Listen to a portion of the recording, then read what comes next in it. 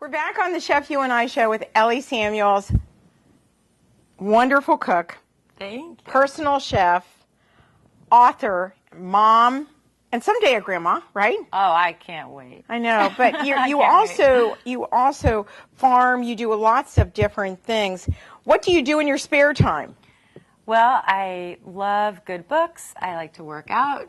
Right. I like yoga, running, traveling, and I'm really into art. Actually, also. You know, I am too, and Are you? I think we should do an art and cooking show together. Oh, that'd be fabulous. At one of the art, it's just, I have to tell you, I am doing a wonderful show with a rock artist who wants to have an event.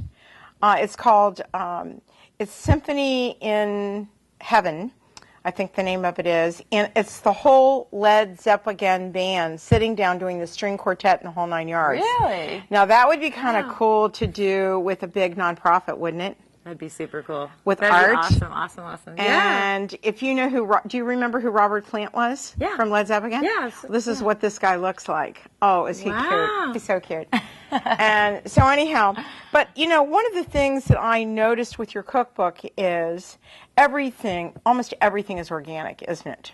I try to, I definitely try to tell people to buy organic as much as they can. And it's really more and more available. Right. And it's not as expensive in comparison to the regular food as it used to be. It is expensive. Right. I think I spend more money on food than I do on anything, just because food tends to, Well, actually, when I was growing up, my mom used to can. She used to grow. I've done that too. I've done some canned. Isn't that funny? Yeah. Isn't that fun? And dehydrating is fun too. I'm going to invite you back to do a program on dehydrating vegetables. I'd love to. And Love to. I'm also an artist. I didn't tell you that. Oh. But one of the Another things, talent. Another talent. We all have different talents. But dehydrating apples and making an apple wreath. Oh. Is so fun, and you can do it with your kids. And I love teaching little kids how to cook. Right. Now, Me I too. have a 3.5-year-old who's my granddaughter, not my child, but Lucky my granddaughter. you. Yeah, That's and awesome. she and I did a whole show on cupcakes. Oh my Wow. gosh, it was so funny. She must have been in heaven. She was. What was even better was her mom wasn't around, so we could eat too. Exactly. And she You was could so get cute. icing all over Oh, we yourselves did. We had or- icing everywhere, and it was so funny because she really likes things that are so different for a 3.5-year-old. She loves rice and beans. Really? She is very vegetarian. I can't believe it. Wow. And she just scarfs those things right up. Have you made eggplant for her? I haven't, but I want to try doing that with her. She's so easy to work with. The first thing that she wanted for Christmas one year is she wanted a kitchen. Oh my gosh. Because wow. when she was really about 6 or 7 months old, we posed her on the couch with one of my Chef You and I hats, right? And with a spoon, and she's become an instant star, So now she's becoming that. That's she's awesome. becoming that. Wow. Have you seen the new, since you're a baker, the new cupcake things that they have out there that you are made like of a rubberized material? I have. Have you tried them? Not yet. They're I have awesome. Not. Are they great? Oh, yes, because they don't Wow. stick at all. Well, I'll they tell don't you stick about at all. something I did last weekend then. So I had What a did you great do? audience. 'Cause Okay. My daughter and her boyfriend were in town, and I thought, I've really been wanting to make baked donuts. Ooh. So I made baked cinnamon sugar donuts, and same thing, the pan is great. Like it's a nonstick, but you just give it like kind of a whack on the counter after it comes out of the oven, and then they just fall right out. Right. That is so those donuts fun. were out of this world, and not fried. Not fried. Not fried. Well, Very I'm nice. doing everything not fried because I'm noticing since, we started cooking really, really, really healthy and changing recipes, and you can do that very easily. I love tofu. I love so many things now that couscous, everything. Quinoa? Yeah, quinoa. I love quinoa salad. I make it all the time. Right. It's really fun. But, I have a place that I want to bring your cookbook to. It's called Jungle Gyms. And they have everything that you'd ever want on earth because he brings them in he brings vegetables in, he brings everything in from all over the world. And he has little different countries in the store. So it says Austria, Ethiopia, Asia, anything. That's fabulous. And it's I would really love that cool. store. You need to come. I would love that store. Need to come and see the store because it's like going to Disneyland. Yep, I believe it. For shoppers, right? Another whole grain. Have you ever used farro? Oh, yes. I love farro. And there's a recipe in the book actually. There is. For farro. Well, tell me about some of the recipes that you created, and were they over years of developing them yourself or your mom's? Yeah. I mean, there are a few tucked in there that are from my mom or my husband's grandmother, who we all called Grandma. Grandma? We all called her Grandma. And so there's some. The rest are mine that I've developed or that I've been making for years or whatever. Some I tried to give as many recipes as I could, kind of a food-forward twist. And, and also I tried to include really a lot of fruits and vegetables. And I tried to just make sure that I was including as many as I could. So one recipe that I came up with that's actually pretty cool, we were talking about frying, is I love falafel. But I didn't want it to be fried, so I actually made a falafel spread that you put on some whole wheat pita and top it with a Greek yogurt tzatziki sauce and a little cucumber. And it tastes like falafel, but it's kind of the texture of a hummus. Well, you know, it's really funny because I make a lot of hummus, and after living in Turkey as long as I did, I love. Have you made yogurt before? My dad used to make his own yogurt, and he showed me how. Now, I haven't done it myself I want to recently. do a show on yogurt because the taste is so different to what you get in the stores. There's no comparison, There's no comparison. Yeah. And it's so healthy for you. Yeah, absolutely. I mean, they use it for everything, right? Yeah. And it's been hard for me to get away from that. So I'm incorporating it more and more in my in all of my recipes and everything that I eat. That's fabulous. Isn't that great? Yeah. Now I want to try this. Can I try this? Yeah, I'll okay. take Let's try try it this. too. Okay. Let's see what it tastes like. Absolutely. Because I've never done it raw before. Oh. Can you taste the mint, the freshness of the mint, the little crunch of the pistachio, and the sort of perfect tang from the lemon juice? I can't wait to serve this to a crowd of people. I think this is absolutely delicious. People have loved it. And you saw how easy it was. Oh, yeah. Simple. Very simple. So easy. Yeah. And now I want you to see this plate. This plate is so gorgeous.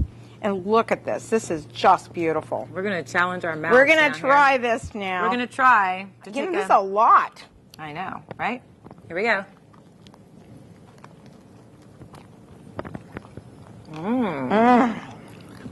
Kind of buttery from the beans.